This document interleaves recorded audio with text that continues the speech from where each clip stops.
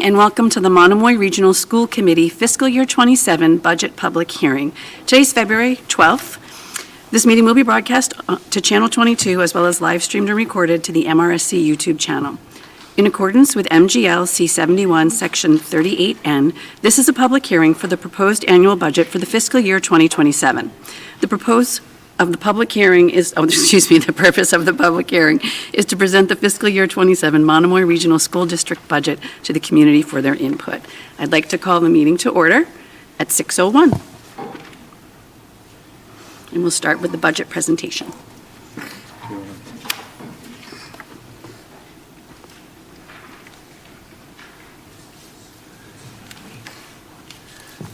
Michael and I will do this presentation a bit as a tandem. Good. So we'll do this a bit as a tandem, and as this is my last time getting a chance to go and do the budget hearing with you all, I just want to start with a 13-year retrospective and really look at some of the things that are very much budget related. That we can go and say, hey, here are some things we should be proud of as a district. In 2013, as we were beginning to fully merge as a regional school district, the budget presentation that I gave back then had three priorities: to improve the academic program, expand opportunities for children, and to make sure that we did that at a lower cost than if either of our towns were running their school districts independently. And after talking with families all that first year, it was pretty clear that one of the things we needed to make sure was central to our mission was really rebuilding the pride in the schools. I mean, at the time when we were coming together, 1 in 5 kids from Harwich were heading off to school somewhere else, to another town schools or to charter schools. And if we were going to go and make Monomoy a success, we needed to go and change that dynamic. One of the guiding documents that that spelled out the potential for the regionalization was an Abrams report. So Mark Abrams was hired as a consultant by the Regional Planning Board, and he produced a report that talked about the fiscal benefits of regionalizing, looked at potential draft assessments, looked at the capital expenses, the debt that would get incurred with the high school. In fact, actually, if you go into that report, one of the things that only recently we have been addressing is he had in that report over $14 million that he anticipated was going to be needed to renovate the middle school. Something that we have managed to go and put off until this spring. But even then, he acknowledged that there was going to be a need to renovate the middle school. In that report, on page 15, there were some important pieces of information. One was that that the district was coming together at this 28-72 split, where Harwich was 72% of our enrollment. The other, and I would say this was kind of lost in time, was a little grid at the bottom of that page that talked about how many students from Chatham were attending schools in Harwich and how many students from Harwich were attending schools in Chatham. Why that even mattered is that there was just far more kids from Harwich heading off to school in Chatham, and very few kids, relatively speaking, heading from Chatham into Harwich. So if we just talk about that foundation enrollment split, why it's important, at the end of the day, that foundation enrollment split is what our assessment is based on.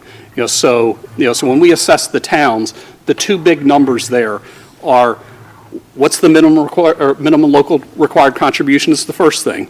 That's determined by the state, and the biggest number in determining that is how many kids from each town go to the school district. After that minimum required contribution gets taken off the top of our needs, the remaining is split between the towns based on the foundation enrollment split. So it shows up twice there. And I'm well aware that we've heard we've heard outcry from Harwich that we need to kind of have a conversation between the two towns, and I think a place to look at is just if that minimum requirement, if that enrollment split is shifting towards one town or the other, I do think it does merit a conversation as to why and what's going on behind it. When you look at the school choice number, to understand the importance of that back then, is that when a child goes from one town schools to another town schools, they take with them $5,000 apiece plus an incremental amount for special education. So if you think about this, there was roughly about 100 more children from Harwich were choicing over to Chatham than Chatham going into Harwich. And if you take that, those 100 children times $5,000 each, plus the incremental special education costs, there was roughly a net $1.1 million was flowing from Harwich towards Chatham. And for whatever reason, while it shows up in the corner on the enrollment data, I don't know if it was the first time that Mark Abrams did a region and was kind of consulting with them, but it never showed up in his sort of assessment calculations that that amount, the financial shift that would happen between the two towns. So I know that I spent the first few years trying to explain why Harwich thought there should be more of the fiscal savings coming their direction. And I'm saying, but here there was this shift that happened when all of a sudden overnight, Harwich was paying the full per pupil for those 100 kids. So if you take that full per pupil, and so at the time Chatham was spending $17,000 per child, and you had now 100 children are showing up on your roster, and you've only been paying $5,000, but now we're paying $17,000. It was a big financial shift, and that was roughly about $1.1 million.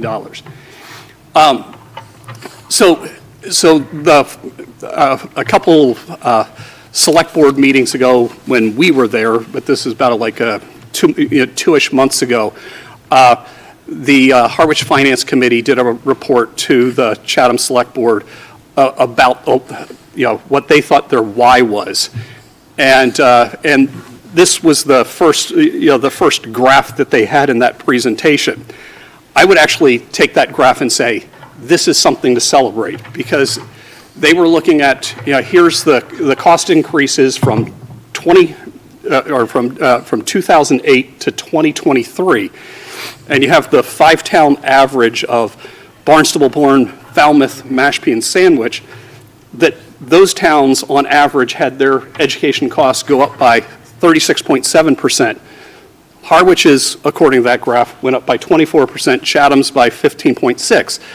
And again, when we talked about one of those key things about why to bring the district together is to save the town's money compared to if they were doing this on their own. I mean, this is really showing how that regionalization helped. I decided to go one step further and not just look at those 5 towns, but actually look at every town from Provincetown to Plymouth, and just put them out there. So the yellow bar up there is that 5-town average, but you also see see the Dennis Yarmouth towns, Nauset, Brewster, Orleans, Eastham, Wellfleet, Truro, Provincetown, Wareham, and Plymouth. The orange bar is the average of all of the towns, Plymouth to Provincetown. What you see that from 2008 to 2023, school spending went up by 91.6%. And again, Harwich, and this is slightly different numbers than how the FinCom was using their graph or developing their graph, but again, Harwich is again significantly less than average from Plymouth to Provincetown or the five-town average, Harwich actually came in slightly lower than the state average, so clearly educational costs in our region have gone up more than the state average, and Chatham slightly less. But I'll point out that when you look at a graph like this, it didn't take into consideration that shift in school choice kids between the two towns back then.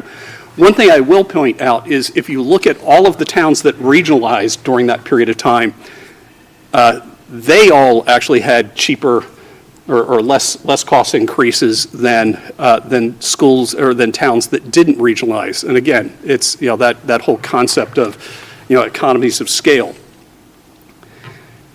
If we go and do like what I would call an apples to apples comparison, and you take the funding that Chatham was spending to educate the school choice children from Harwich and vice versa back then, and correct the graph for that, you see that Harwich is spending, again, significantly less than the Plymouth to Provincetown average, and Chatham's actually was pretty much right at that average of the for the region. But again, it's just a testament that regionalization has had success in terms of saving funding for the school district, and I'll kind of get into how we've been able to go and keep kids in our district. So one of the big success stories is really looking at the kids that used to choice out then versus now. So prior to regionalization, so this is in the year. This is the year right before the towns were contemplating the vote. The enrollment loss to charter school back in FY10 was 36 children from Harwich. Today, there's 36 children from Harwich are heading out to charter. Chatham, there were 6 kids heading back in FY10. Today, 4. While it seems to be the same, this is again a place where we can kind of celebrate a success, because what fundamentally changed between 2010 and today is Sturgis doubled its seats. Sturgis went from 425 seats to 850 seats. Lighthouse Charter in 2010 was located in Orleans. Lighthouse Charter's located in East Harwich today. And despite having the charter school in our town and a doubling of Sturgis's seats, we haven't seen that big increase in our charter school outflow. In fact, if anything, it's been just about what it was prior to regionalization. If you look at funding that flows out, Nauset loses 121 children to the charters. Dennis Yarmouth loses 136 kids to the charter. When those children leave, they take with them the full per pupil spending.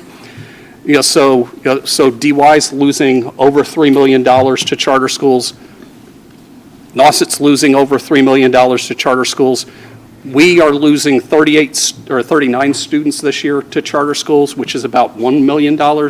So again, there's this huge importance to have families see us as that preferred school system to send their children to, so that we keep the children with us, but we also keep the funding with us.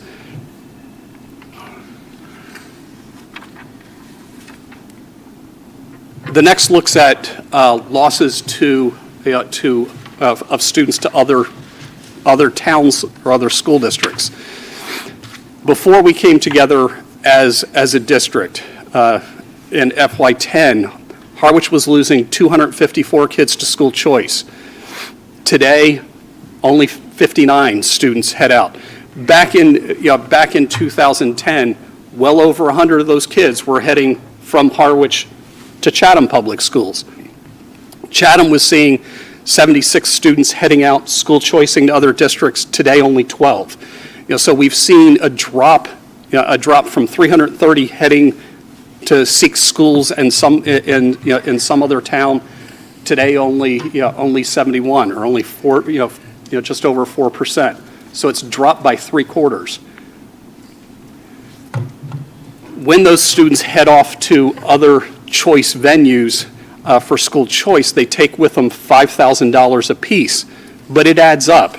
So back then, the 330 kids that were choicing out, to other places would have been taking with them $1.6 million. The 71 students that are heading out today are taking only $355,000 at that $5,000 increment a child, which is a difference between then and now of $1.3 million is staying here. And again, it speaks to the importance of maintaining those strong schools and pride within your schools. So I did this overlay for a reason, and it's just sort of a cautionary tale as Michael, you'll sort of jump in and talk about the nuts and bolts behind our budget. But when we have impacts to an educational program or a reduction in opportunities to children, or parents start to worry about the stability of local schools, it fuels school flight to choice options out there. Once the students are gone, they're gone. They don't come back. And it will take years to go and win back families and to bring back the funding that's lost to other school districts and to charter schools. And I think we as a school district need to understand that, and that our select boards and FinComs need to understand that we don't ever want to be in a position where we're having to go try to get money back because we've lost families. And it took 13 years to kind of get the numbers back to where they are today. And all it takes is instability to happen one time and to suddenly see them funding head out. So on that, I'll turn things over to Michael. Thank you.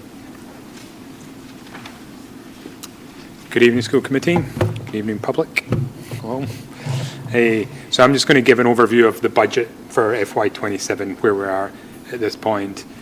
So right now, the budget that I'm presenting this evening is a budget of $52,218,395. So that's a little more than 6%, almost $3 million increase on last year's budget. So that has changed from the budget that we presented in December, and then subsequently the budget was voted in January. And the big difference is a health insurance figure. So we got the health insurance increase was voted on yesterday, and the increase is 8% across the board. So we had budgeted 15%, so the 8% reduction is significant. And that's really the main driver for this increase. The decrease, you see, there is a couple other things which I'll mention as we go, but the main reason for this change is that health insurance rate. It's not quite as big as it might otherwise have been, because we've also seen a slight change in the numbers of people we see taking health insurance, and so that's gone up, particularly amongst our retirees. Number of our retirees has increased, and so I've reflected that into the budget as well for next year, and so that reduces the increase somewhat, but reduces the decrease somewhat. But that's so where we're at right now is this 6% increase. Just to put that in some context, this is we're getting to a point where we're going to need bigger slides or fewer years. But if we go back to the beginning of the district, this shows the budgets each year. There was a kind of some funky things going on at the start, I think, just as they were developing the budget. And then in 2016, you have the debt for the high school comes online, and that's why you see that big increase. And then after that, since then, there's been increases of around 3 to 4% on average, just at 3.5% on average. And so and we have seen in the last few years that we are, again, pushing against that average, and I think that's a reflection on the increase in costs we're seeing across the Cape, across the state, across the country. We're seeing an increase in inflation. We're still feeling the impact of inflation from a couple of years ago, I think. And pressure, and then here in particular in the Cape, pressure on salaries, pressure on services, and so on, and that's pushing those increases higher. Breaking that down a little bit, and so I realize everybody in this room has seen these slides, so I have slipped in a few new ones just to keep you interested. But I am generally telling the story I've been telling for the last few months, which is, we've seen this, and these are not the only drivers. There are others, but these are sort of the biggest, most notable ones. We see this. Our health insurance increase is still almost $1 million. Our utility increases. We have capital construction projects and staffing increases, and that's really just our contractual salary obligations, the budget requests, which we've discussed, and I have listed here as well. And just as a reminder, this budget is a level service budget, so it's continuing to provide the same level of service, but given the change in enrollment that we have, we're able to provide that service with fewer positions, and so this budget does include a net reduction in positions. We are actually, changing some positions. So we are while we're removing 7.5 in the Unit A, that's the teacher contract positions, we're adding 3 back, although one of them's funded by a grant. So, but the net request is a reduction in the Unit A positions, it's the teacher contract of 4.5, and a slight reduction in Unit B positions. The one I mentioned, there was one other change. So we had, in the previous drafts of the budget, we had included an additional Unit B to add at the high school, but we no longer need that so that's not included here. So it's not a cut, it's just a position that we had planned to add for next year that we no longer need. And, as I mentioned, these reductions for this level service budget are driven by enrollment. So I included the enrollment here back to FY18, and you can see, there's been years of sort of stability from sort of FY18 to FY20, and then again 21 through to 24. But really, even since FY23, we've seen a sort of decline, and that decline appears to be accelerating over the next couple of years, and just based on what we see.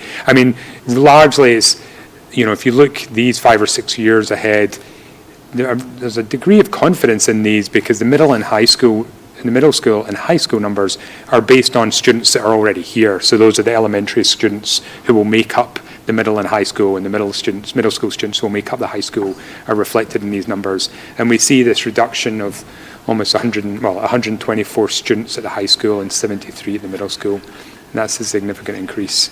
And this is just projections, so I just look at, how many students normally go from each grade to each grade, and we take the average over the last 6 years, and that's how we forecast where we think the enrollment will go. We were relatively close from when I think we were out by about 8, 10 or 12 for when we were estimating FY26.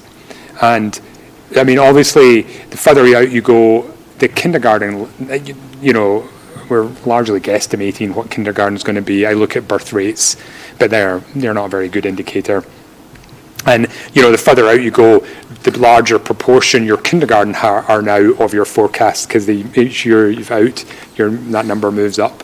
So, lower degree of confidence. But I do think at the middle and high school, we're relatively confident that enrollment's going to go down. And just to come back on that, and I've said this before, but the reduction in positions, it's not just the impact of 1 year of change, it's really the change over the last few years, really since FY24, seeing that cumulative reduction in enrollment is how we're now able to make changes to staffing. So you've seen this before. These are the additional things that we're adding as we're removing some positions. We're adding additional supplies and some positions. I won't go into detail on these, as you've all seen them before. And the capital projects, these are all in the budget as is presented at the moment. This is a new slide. So this is this is a major account. So this is a categorization that comes from the state, and I like to use this because all districts have to use it, and we use it consistently for years. So if you ever need to compare to other districts or historically, it's a handy. And then I've just showed not FY, so that should be FY26, sorry, not FY27. So FY26 to FY27.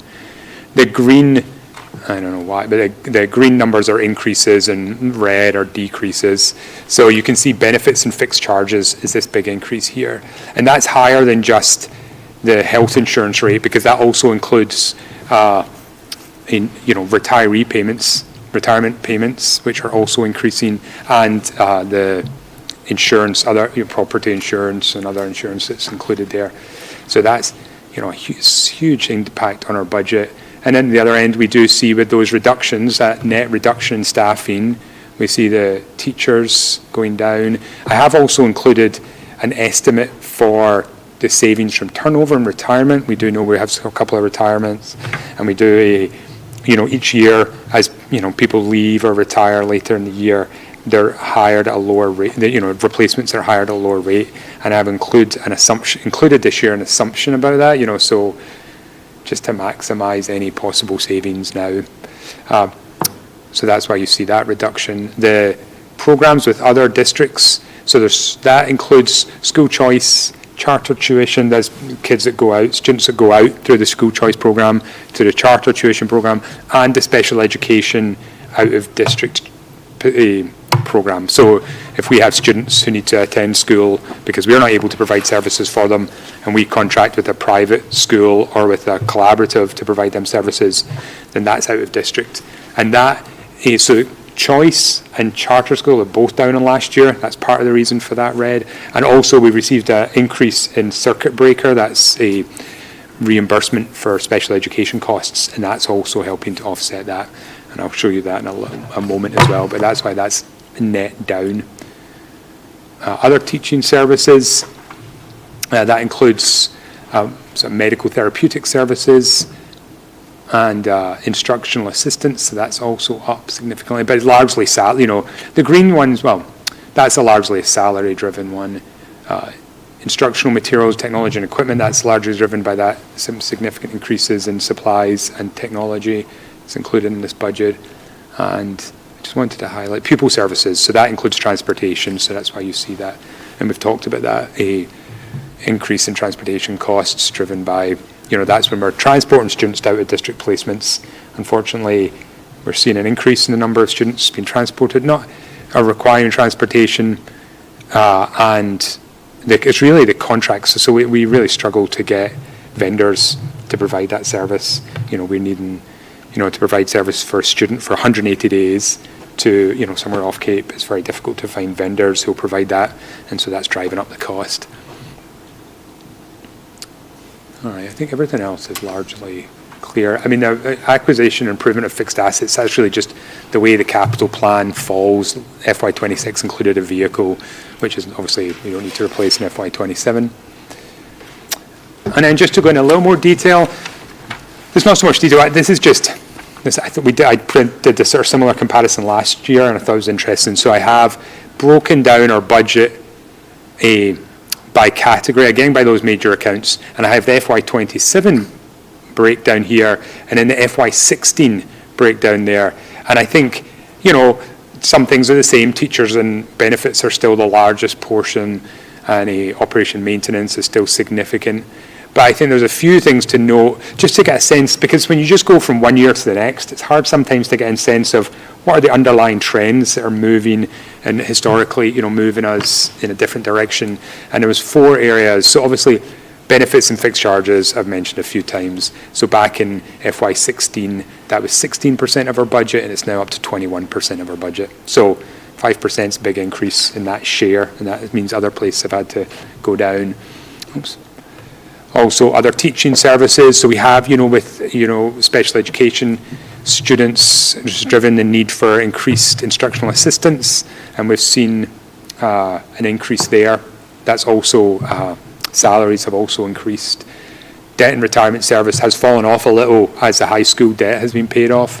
Programs with other school districts has fallen as school. That change that you see from FY16 to FY27 is largely school choice, and that's what the superintendent was talking about. We're spending so much less on students leaving through school choice that it's bringing down, and that's relieving pressure on other areas of the districts.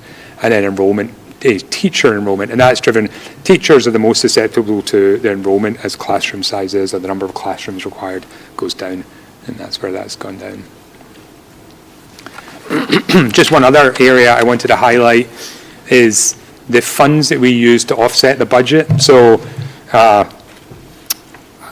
we have the way, it's just the way the regional agreements works. So there's certain types of revenue which include grants, school choice, circuit breaker, which reduce, we apply and that reduces the budget.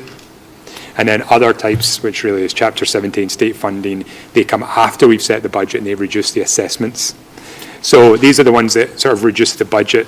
And it's a little hard to see on this slide, but you have the pathway grant is the one at the top. We mentioned that that's been added, and that's provisional. It's not certain yet, but that is included in this budget.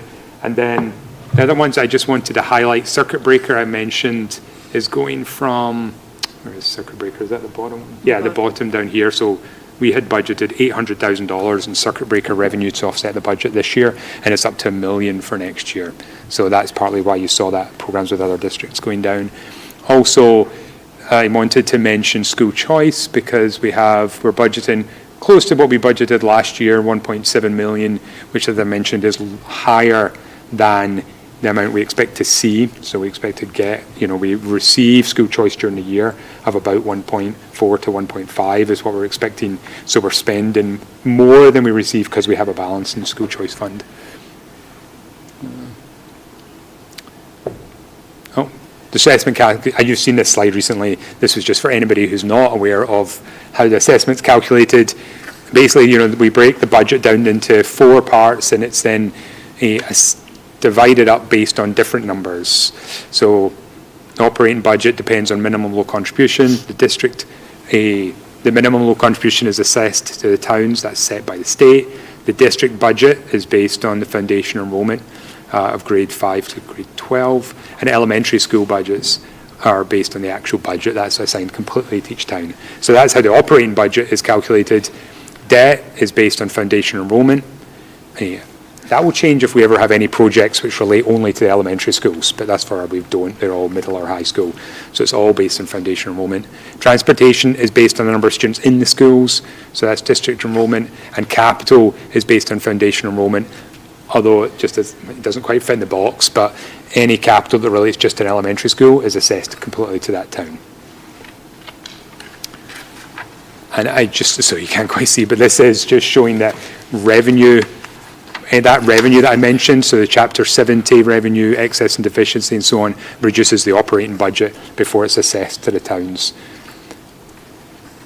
And this is why the regional agreement used to be relatively straightforward. Now it's so complicated because we now have the formula sort of apportions a part of the revenue to the district budget and to the elementary school budget so that everyone's been assessed fairly, but it makes it very complicated.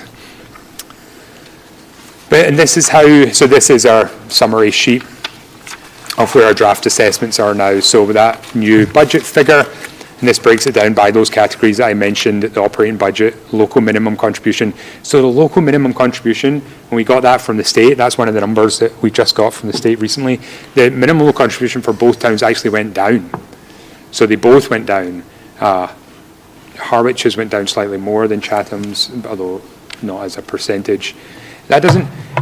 What's interesting about the minimum local contribution number, well, interesting to me, but is it doesn't affect the total assessment, it just affects the share, because you essentially say, okay, the first step is, Harwich, you have to pay 15 million, and Chatham, you have to pay 4 million, and those numbers are set by the state.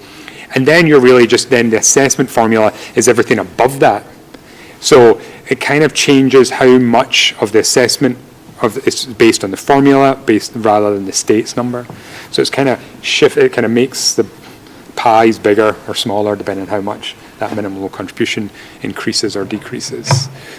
So it decreased this year, and that shifted a little bit more towards Harwich, unfortunately. The operating assessment, and then this is all then based on those foundation enrollment figures I discussed before. Likewise, transportation. So we're seeing a kind of considerable. There's a number of reasons we're seeing that increase in transportation. One is because the budget's gone up, and also revenue has gone down for that. transportation from the state. Capital, as I mentioned, that's based on where it's happening and foundation enrollment. And in debt goes down slightly is because of the high school project, but then I've added it back. I've added the middle school debt project in here, and that's the first payment on the siding. So this doesn't include the roof. So the roof project will not hit our budget until FY28. And then so this is how we get to the total assessment. So the total assessment now is just shy of 7.7% increase for Harwich and 7% increase for Chatham. Just to show some of this in context. So this is basically our budget each year and then how it's funded. So this shaded number at the top is the budget increase. And then each of these blocks, so the grey box is the Harwich assessment, light blue is Chatham, dark blue is state funding and other. And just in the middle here, you can see excess and deficiency is that little yellow line. So part of the reason, so now we see our assessments are increasing faster than our overall budget, and that's because our state and other funding is increasing at a slower rate than those other budget than the budget, and so the assessments have to pick up the lag. And then just one other, so you saw this really similar in my previous presentation. This is just how the assessments might have looked had we not changed the assessment, and you can see the impact of the new assessment methodology. So if we look at FY27 budget, this blue line is what Harwich's assessment would have been, where we still using the old assessment methodology, whereas this kind of reddish colour is what their assessment is now. And that's a difference of almost $1.5 million. So that's made a big change, the change in assessment methodology whereby the towns pay for their own schools, the important elementary schools. And I'm going to hand it over to the other bad cop.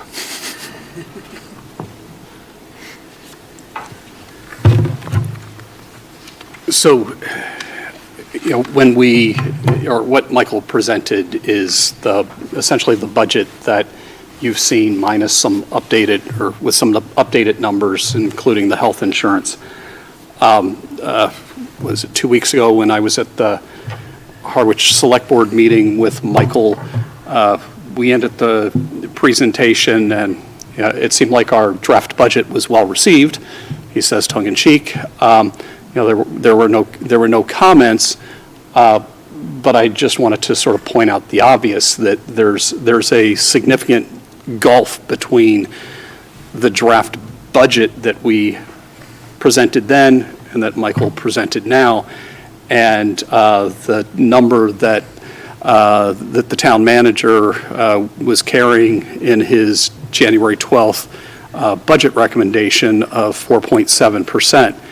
So I asked Michael to go back into a 4.7% assessment increase for the school district and say, okay, well, what does that mean? Because if Harwich, if we're seeing that our increase in assessment for Harwich as presented tonight is a 7.76, we can't just adjust Harwich's number. If Harwich's number gets adjusted, Chatham's number gets adjusted. So both numbers end up getting impacted.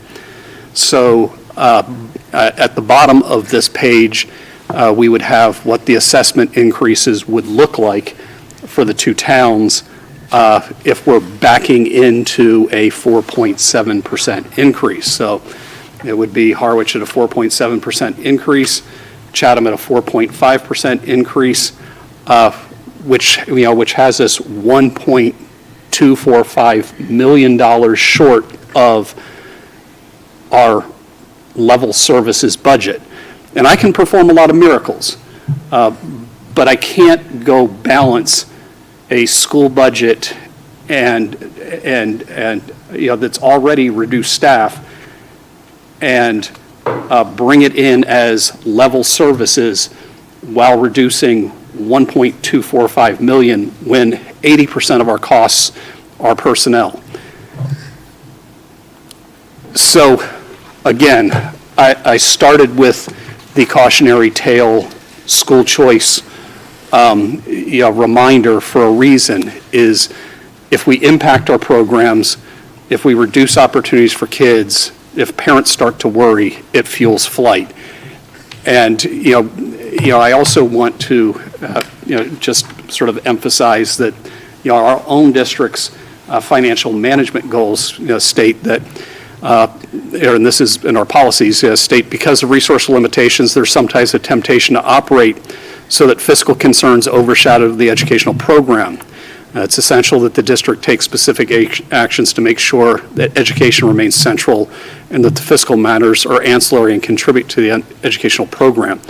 At the end of the day, my job as superintendent is to go tell the towns, our school committee, this is what we need to go and run an educational program. So this is what we need to have a level services budget. And as I said, if I have to go reduce by $1.245 million for the first time in my 13 years here, I'll be bringing forward to town meeting and to our families a budget that is not level serviced. Now, if you're in my position, you still have to come up with the plan on how do you go balance it out if you have to go there. So from the budget as presented tonight by Michael, we have talked about doing a central office administration reorganization because we want to make sure first whatever we're doing is about as far away from the kids, the classroom, and direct delivery of services as we can. But I can't go balance it out a $1.245 million shortfall just reorganizing central office. We'd also need to go and look at other staff reductions. And we'd look first at enrollment-driven things, class sizes. Where can we potentially go have some high school classrooms or middle school classrooms that are really low numbers and have some efficiencies there and kind of look at our scheduling a little bit better, or look at positions that don't have direct service delivery to students or critical interventions. That's still, we could potentially get closer to the number, but we couldn't, if we just stopped there, we would end up impacting things that I think would have families start to get anxious. So next was to go look at things in this column that's up there. So first, the principals all came at a budget workshop and talked about the wish list that they had, including at Harwich Elementary School, the risers that for 2 years have been in budget conversations and in hopes that they can have risers with backs at the elementary school. Well, we'd have to look at most of those things on the principal wish lists and say, okay, most of these things aren't going to get funded. There are some ones that we look at as, that support instruction and interventions or have strategic enhancement, focus and say, okay, let's try to preserve a few of these, but we can't do them all. Next, Michael presented a whole list of capital plans that we had. A rooftop unit at Harwich Elementary School that that needs replacement, and things at the middle school, things at the high school, things at Chatham Elementary. We basically would go through that list and say, okay, which of these things actually have safety implications and not do the others. Next is to look at the list that would come from our IT director and say, okay, what on this is most crucial? And there's one project here at the high school that if we don't do, it does have concerns about network security and reliability of the system here at the high school. So it's like, okay, we'll fund that one. Everything else gets shifted off. And then the last thing that we've had conversations at the finance subcommittee level is, do we use additional reserves? At the end of the day, anything in that column is just kicking the can down the road. Yeah, it's just taking fiscal needs that we have this year and just putting it off, deferring it to, to the next year. So one of the things when I go to the Harwich FinCom next week, one of the things I will very openly talk about is, do you take the things that are in those first three boxes and say, okay, here are things that at least should be put out there, to the taxpayers as an override to support important educational initiatives, because if they don't get funded, they're going to show up next year. And if they don't ever get funded, it's going to be, problematic, both in terms of the educational program and just facilities, and network infrastructure management. So there's a lot to think about behind this, and I'd like to go and say that I can use all of my experience and just have a miracle and be able to go and deliver a budget that's going to be level service, but I can't tell you I can deliver a budget that's level service at 4.7% assessment increase on Harwich's part.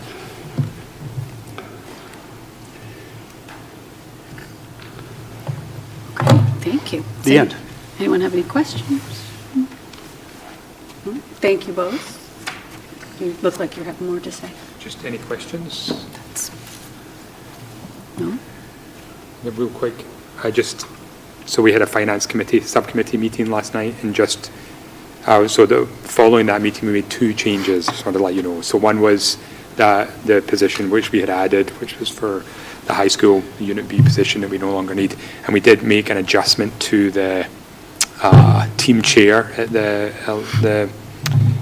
Harwich Elementary School. So that has historically been split half and half between the elementary schools, but with the shifting, Ryan had raised the concern that with the shifting responsibilities as the classroom size has fallen, or the number of sections, I should say, at Harwich Elementary School and the pre-K has fallen, and the duties have shifted. So we've changed it to it's 0.65 at Chatham Elementary School, 0.25 at Harwich Elementary School, and that person's also helping out with out-of-district placements, so there's a 0.1 at out-of-district placements.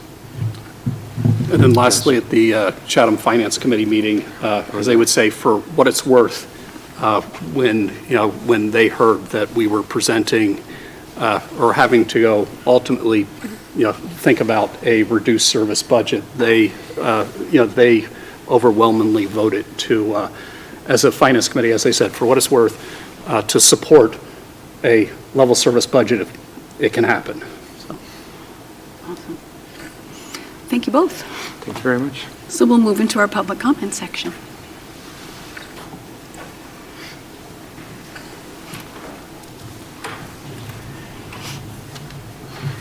Charles Gruska, 6 Teaberry Ave, Harwich. And it's just some observations on the presentation, on the whole budget process as a resident taxpayer. First of all, my thanks and congratulations to both the administration and the school committee for such, again, transparent budget process from start to the point we're at now, better than any I've seen or know of in any district. Starting with the budget workshop, which enables someone like myself as a resident taxpayer, if I want to spend the time to find out directly from those on the front lines, the most significant needs of the individual schools that get reflected then into the budget. That's tremendous. And then the tremendously clear presentations, understandable, I think, to the layperson as well as yourselves, as well as to the committees that come forward from Mr. McMillan and Dr. Carpenter, so that anyone who follows the process in the general public should have a very good working knowledge and understanding of the budget, the needs of the schools, and where we stand. I also, last night, attended, as a member of the public, the meeting of the Finance Subcommittee of your group, and one of the things that I was very pleased to note as a resident taxpayer was the seriousness of purpose taken by the subcommittee members, and the way they were really looking at closely, item by item, the budget, trying to find, question where savings could be affected. Is every dollar in that budget being utilized the way we want it to be utilized for the benefit of the students and maintaining the educational program? So I share that observation for anyone in the public as a member of the public. And so I, as one resident taxpayer, right now feel a couple of things. One, I feel that this budget that was presented tonight was very well vetted by the school committee, by their finance subcommittee and the committee as a whole. I also believe that it's a budget that meets the educational needs of the district and the students of the district. In fact, I would have added a couple of other needs on my own behalf, and maybe even the administration wouldn't have agreed with me on them, but certainly the needs of the district are reflected in this budget. And I would like to see those needs met for our students in the district and this budget to move forward successfully. I follow town politics and town government very closely, so I am aware, as Dr. Carpenter has made you aware, of the challenges this particular year in the budget, particularly in my town of Harwich, in meeting their assessments and meeting all of their other needs and staying within their levy limits. I would like to ask the committee to, I think the challenge will be greater than ever to not have to have an override. I think the chances, the likelihood of needing an override to maintain what we want to maintain for the students of our district is greater than ever. To me, what was presented tonight, I thank Dr. Carpenter for the first time for helping me as a resident taxpayer understand better the history of the district and some of the initial where we were. I wasn't in the district at the time as a resident. I came 2 years later. That was very helpful to me. And also the presentation about building pride in the district and how that has resulted in holding on to our students. And as I was looking at the figures as they were being presented, I noticed that differential between what we were losing in students in terms of the financial aspect of it then versus now would more than close the gap that currently exists. That 1.25 million would more than be closed. So to me as a resident taxpayer, it's penny wise and pound foolish to not support a budget that would be level services, that would continue doing everything that we can, and run the risk of now losing dollars out the door because students do not see this as the best choice, families do not see this as the best choice for our residents' education. It's also, to me, penny wise and pound foolish to put off projects, capital projects, building improvements and maintenance. We see what can happen with the middle school project's a great example, but it's just we've invested so much into our building, this building and the other building in the school, to take that money and risk losing some of its value because we now incur greater costs down the road to take care of things we should be taking care of now. And I would end by recommending to the school committee on two things as you go through the rest of the budget process. I thought one of the most significant things that came to light was the second to the last page of your packet tonight, where Dr. Carpenter and Mr. McMillan put in the Monomoy Regional District fiscal management goals coming from your policy file. And it's right there, and I would strongly recommend to you to clip that out, put that on the top of your budget folder, and read it every time you go in to do any kind of thinking about the budget, because what it's really saying, and this has been in effect since the district was formed, you're going to review it tonight in your regular meeting, but it's really saying that we elected you, that when resource limitations hit the, come to fore, your first responsibility is to the education programs rather than the fiscal components in terms of your priorities. So I elected you, my fellow voters elected you to tell us what we need for the best education of our students, and that should override any other consideration on your part in this process. I ask you to do that. Secondly, I ask you to know as thoroughly as possible the town finances of the two towns, to understand where they're at, to understand how they work, and to understand how they come into play with the school budgets.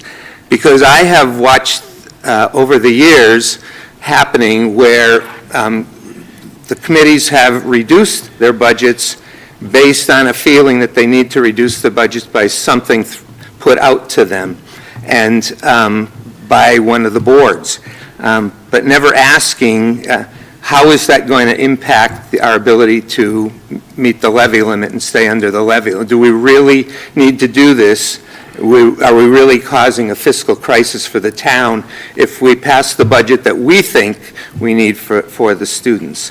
And so it's very important, I think, for you to constantly in this, before you vote your final budget down the road, that you know what the impact of that budget is going to be on the meeting the levy limit in both towns, and I think particularly Harwich. Make sure each individual member of the committee is convinced that they understand exactly where this will be. Because what I guess I'm saying is urging you not to cut $1 more than you have to in a budget that can survive under the levy limit.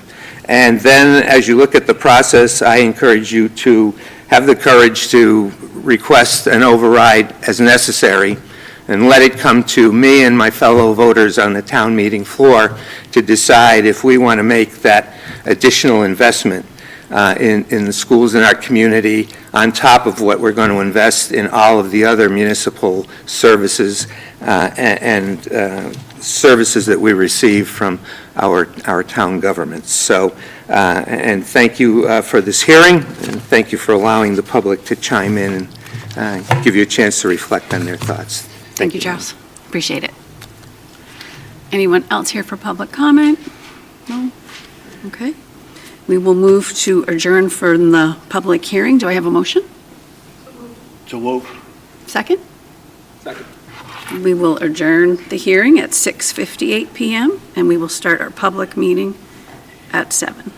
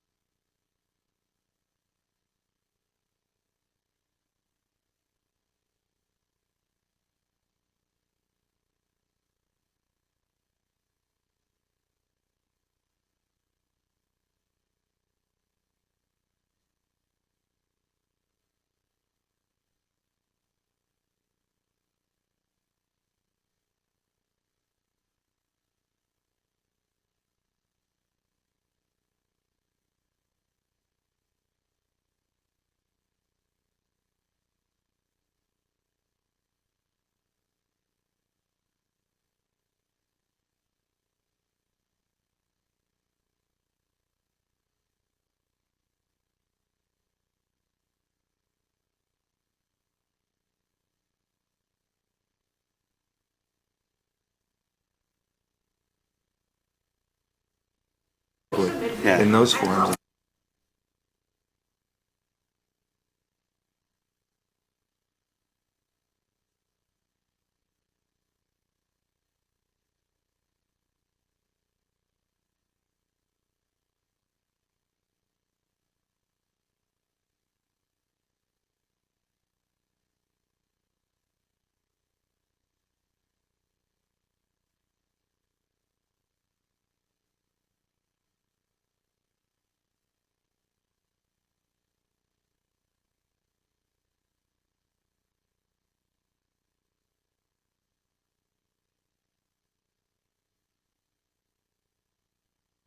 Good evening and welcome back to the Monomoy Regional School Committee meeting. We will call our meeting to order at 7:02 PM.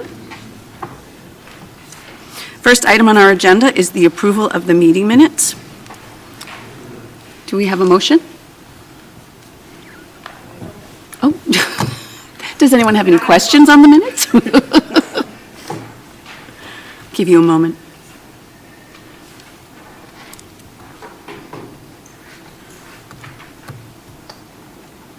I will make a motion to approve the January 29th minutes. Thank you. We have a second? Second. All in favor? Aye. Abstain? Okay. We will move on. I don't believe our student representative is here this evening. Is that correct? No student representative? Okay, so we will move on back to public comment. Do we have anyone here for public comment? No? Okay. We'll move right into reports and discussions. And we have the MRHS track field trip to Pennsylvania for the Penn Relays. Are we speaking about that tonight, too? Or are we just voting? I think we're just voting. Okay, so that is in the packet. Does anyone have any questions? This was presented last meeting. No? Do we have a motion? Yeah, this was presented at our last meeting, right? Correct. Yeah. So, yes, motion to approve the Monomoy Regional High School track field trip to Pennsylvania for the Penn Relays. Do we have a second? I will second. Thank you. All in favor? Aye. Oppose? Abstain? Good to go. Thank you. That's fantastic stuff. And we will move right into the nationals. Back again. We are back again, but that just shows the success of this new program, our indoor team. So we have some students who have qualified for nationals, and that is in New York in March. And so we're just looking for approval for Coach City to bring those students. They will pay for it themselves, their travel expenses. And so the district is not covering the expenses for that, but just looking for your approval to let them go. And so we would typically vote at the next meeting. Is that okay? When the is time for is that okay? It's March 12th. 2 weeks? I was just going to say, this is a March 12th It trip. is. We probably need to Oh, make an exception to all right. approve it tonight. Is everybody comfortable with seeing this today and then Yes. voting Yeah. today? Okay. I do have a question. Yes. Just out of curiosity, why are we not paying for it? The indoor track budget has not, we've been self-funded all season. All season? So, yeah. So is there any fundraising? I mean, it's such a quick turnaround, or is there any other way we can help to, I don't know if any other avenues have been searched to help support it? I mean, throughout the season, we've been raising Booster Club funds, Okay. to support our season. We've been, thankful to have had some good donations to us this season that we've Okay. been using to pay for our meet fees and things of that nature. So, we'll be able to pay for the entry fee, through the Booster Club, and then the students will be paying the hotel cost. Okay. All right, I just wanted to make sure that there was a conversation about trying to help you. I mean, obviously, it caught us off guard that we don't have it in the budget, clearly, and you guys have done so well, and so we'll know for next year to plan forward, but I just wanted to make sure that all avenues were looked at to help you guys And I appreciate that. and help the students, so, and the course. Booster Club's helping fantastic, so I guess that's all I can say, because you guys have gone through what you needed to. Any other questions? No? Okay. Can I have a motion? Motion to approve the Monomoy Regional High School track trip to the Nationals in New York City for March 12th. Second? Second. Awesome. All in favor? Aye. Oppose? Abstain? is passed. Thank you all so much. We Thank you. appreciate the Thank you. support. Thank you. Good luck. Good luck, that's We so have a state meet exciting. on Saturday. We'll see how we do. All right. Awesome. Next up is the All-State Music Festival overnight field trip. Also Hello, awesome. good evening. Yes. Rose, Richard, there's a couple of you I don't know. Here to ask permission to take two of our students who made the All-State Music Festival this year. Freshman Zoe McBride and senior Emery Hines were both successfully auditioned and won spots in the treble choir, women's choir. It's happening out in Worcester. We would go out on the Thursday, the 19th, just because their rehearsal starts Friday morning at 8 o'clock in the morning. They have to be there to register for this. And we've done this the last 2 years out in Worcester. It's just easy to get there and get our bearings, know where the girls will be rehearsing. 2 nights overnight in a hotel. Asking for your blessing and permission to take them to the other side of our fine state of Massachusetts. Any questions on this? Rose, there's one question. Again, do we have funding in place to help you Yes. guys get to this? Okay, Yes. perfect. And then also I just couldn't remember from last year, transportation, did we, you're. Yes, and I'm on the school insurance Right, okay. and the Perfect. works. Well, I will make I'm assuming this is another one, Betty, it's a March 19th. Right, that's what I So was you need to saying. vote tonight, not at our next meeting. Thank you, I appreciate that. Everybody comfortable with that? Yes. Yes. Okay. Awesome. Do we have a So- motion? Yep. Motion to approve the Monomoy Regional High School All-State Music Festival overnight field trip for March 19th through the 21st. Second? Second. Thank you. All in favor? Aye. Opposed? Great. Abstain? Good to go. All right, thank you so much. Thank you very much. Good luck with all that. Thank you so much. We look forward to it, the girls are stoked. So fun. Moving on to the updated subcommittee assignments. I have been informed that there have been no changes other than our newest member. Welcome, Brett. Thank you for coming. Meant to say that at the beginning, sorry. Brett has taken the vacancies in the subcommittee list, so take a look through. And Brett, if you have any questions on the committees that you're in, just let Meredith know. Any of us know. Thank you. You're welcome. And we will move into the policies, right? All right. We will start off with file CHCA, approval of handbook and directives. So this is a policy that we didn't currently have in place. This is one that's recommended by MASC. We did make a couple edits from the MASC language. You can see the stricken language there. That just reflects our current practice. So the law does not require a vote of the school committee on this. We currently do not vote on the handbooks, but we do present them annually when there are changes. So we got rid of the language that didn't reflect our current practice. So, any comments on this one?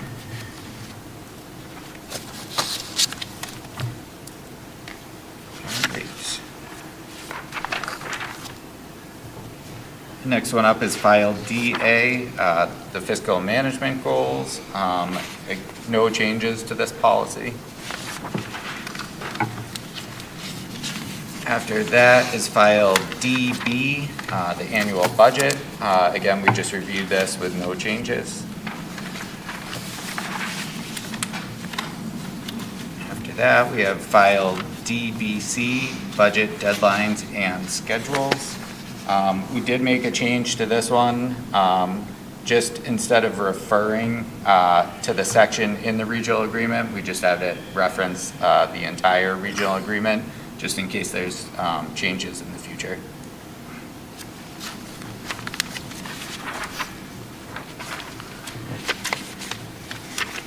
And then file DBD, budget planning. Similar, just in that top, we got rid of the section and just made it so we reference the whole regional agreement. And then file DKC, expense reimbursements. This was a change that was put forward by Mr. McMillan. I don't know if you want to speak on this one?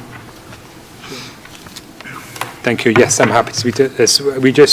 We have a policy for reimbursing staff who have to make purchases using our money and apply for reimbursement. And, the policy we had before was quite short and left a lot for interpretation. So we drafted a new version which just kind of, clarifies the evidence that's required, the rates that will be used for reimbursing meals and travel, the process if you don't have the right documentation. So really checking off a lot of issues that have arisen over time and makes sure that we have some policy cover for all our decisions and ensuring people get reimbursed for their expenses. Any questions? Okay, thank you, Ryan. I don't know if you want to go away yet. Next one's the budget update. It's like extra paper, origami or something. I like it. That's a placeholder for this presentation we gave a moment ago. That's great. Okay. So do you require a vote tonight for the budget? We don't have to, so right now, the process now is that the superintendent is going to speak to the Harwich Finance Committee next week and give them an update. And I'm assuming we'll soon be going to see the select boards to present the budget to them. And then we will come back and have a final vote of the budget on March 12th. Well, I say final, that's when it's in our budget schedule, and then we can always make changes after that, but that's supposed to be our sort of final school committee draft of the budget. I think, so we have this update, yes? Sorry, No, I should let please. you finish, but my hand just went like this. That's okay. Feel free. Just quick question, because of the insurance, so we had our number went down. Yes.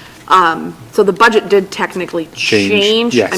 Changed in a So, good way. yeah. But there were also a couple little tweaks, and I don't know that those are, I'm just wondering if we do actually have to vote, because we can't present, we've only Well, that's voted the on the one question. we last presented, but this Yeah. is a different budget that he's going to be presenting. Yeah. So technically, So if you would like to vote, then superintendent will be able to present that budget. we didn't really make any changes, No. but there were changes we were waiting for. Right. I'm happy to do the vote. Do you want to do the vote? Let's do it. So let me just, so you can see the numbers, but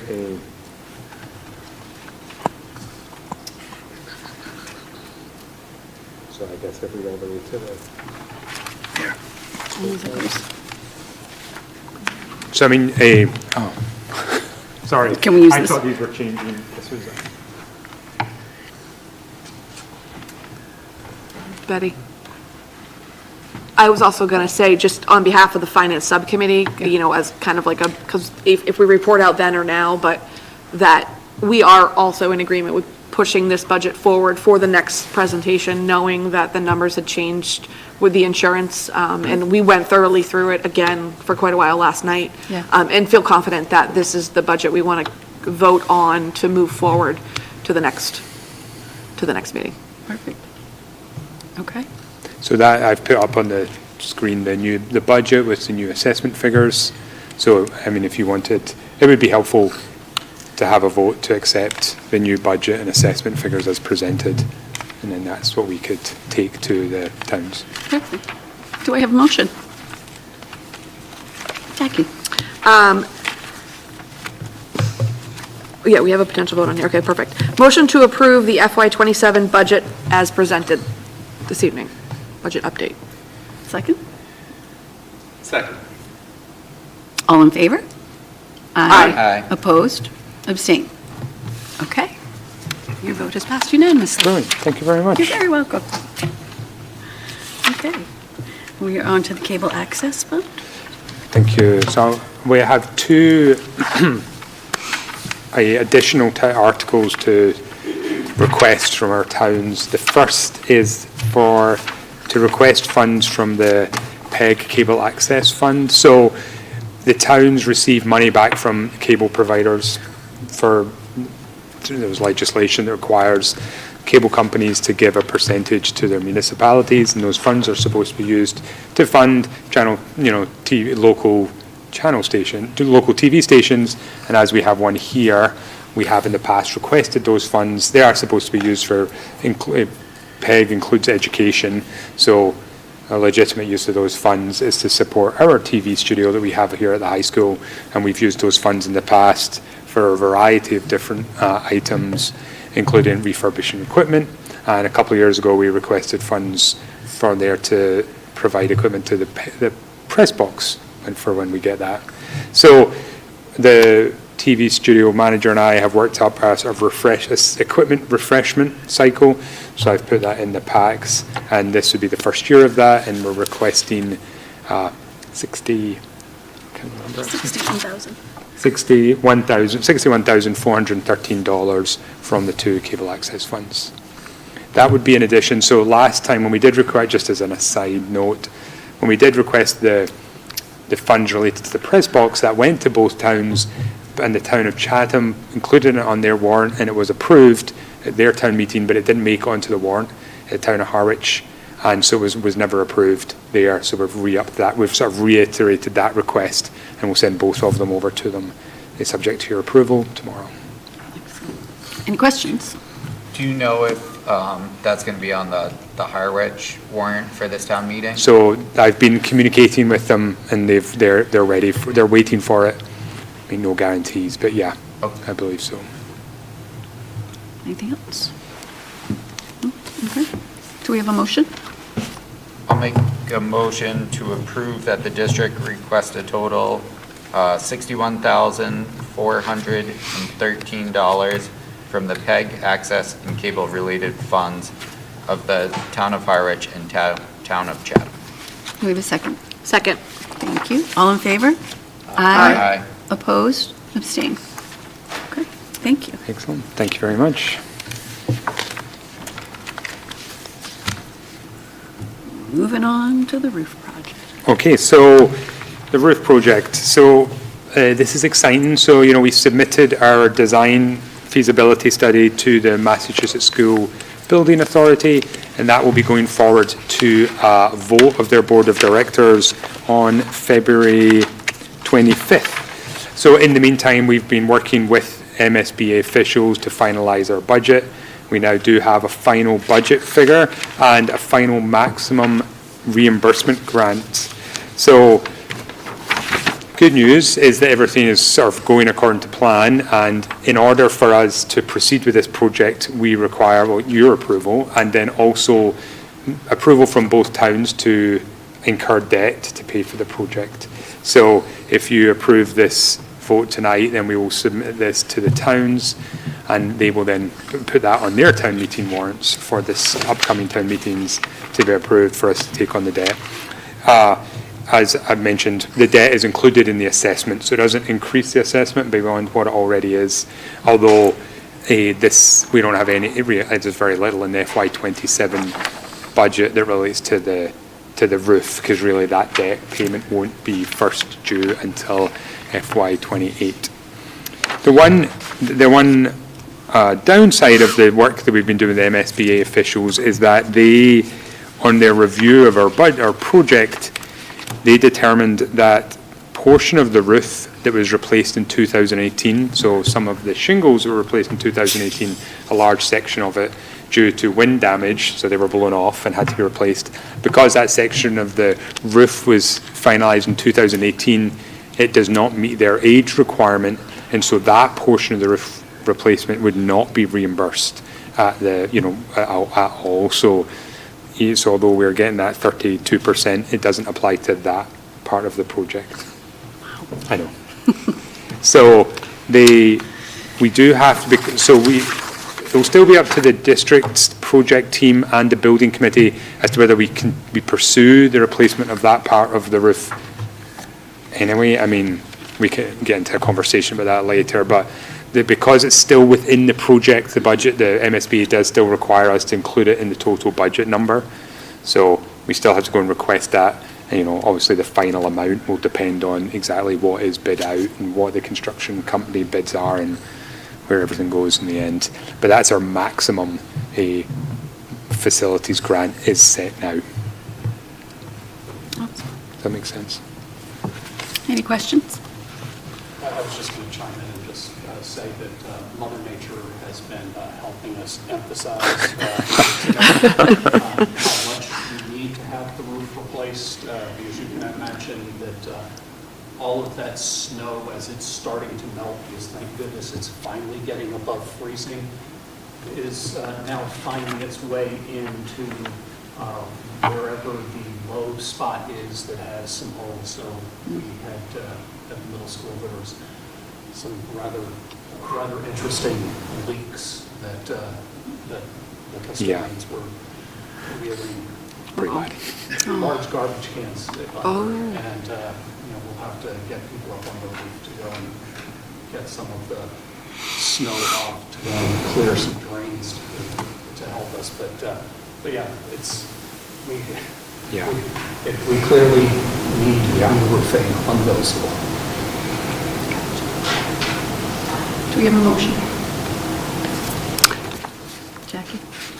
Michael, do I have to read the whole motion, or can I say as You can presented in say the? Okay. it's presented. And so I just add, this wording comes from the MSBA. It has been approved by our bond council as well. Okay. So, motion to approve the Monomoy Regional Middle School roof MSBA project budget and debt vote as presented in your packet. Second? Second. Thank you. All in favor? Aye. Opposed and abstained. Okay, unanimous. Brilliant. Thank you very much. Thank you very much. Okay. I don't think we have any subcommittee representative or liaison reports. I can report out, we also, Ryan and I have seen each other 3 times this week. Superintendent evaluation did meet this week, and we have worked on our timeline to make sure that we are getting everything done and presented to the committee in time so that we can work on our evaluations prior to any new members coming or going, and prior to Dr. Carpenter, well, we'll be gone before he will. But, so we will bring that to our next meeting with the timeline so that everyone is aware of the process and the next steps. Perfect, thank you very much. Let's move to the superintendent's report. In terms of recognitions, many thanks to the Harvest Dennis Rotary, which donated $1,000 in gift cards to grocery stores and gas stations. This is a very generous donation from the Harwich Dennis Rotary and will be used to assist our students and their families in emergency situations. Recently, the Monomoy Mashpee boys hockey team held a special Hockey Fights Cancer game, and all proceeds from admissions, ribbon sales, and the Chuck-a-Puck donated to the Foundation for Cancer Research. During warm-ups, the team welcomed honorary coach Tony Smith to the bench. Tony is a 5-year-old Harwich resident who has been battling leukemia. She was a wonderful addition to the team. Monomoy Regional High School's Shore Food Pantry has been named a beneficiary of the Stop and Shop Bloomin' for Good program. For the entire month of February, the Shore Food Pantry will receive a $1 donation for every marked Bloomin' for Good bouquet purchased at Stop and Shop in East Harwich. This store pantry is operated by students led by Shayna Grogan and provides food support for Monomoy students and families. Congratulations to the high school robotics team, which made it to the state tournament. And lastly, congratulations also to the boys indoor track team, which won the Cape and Islands League Championship.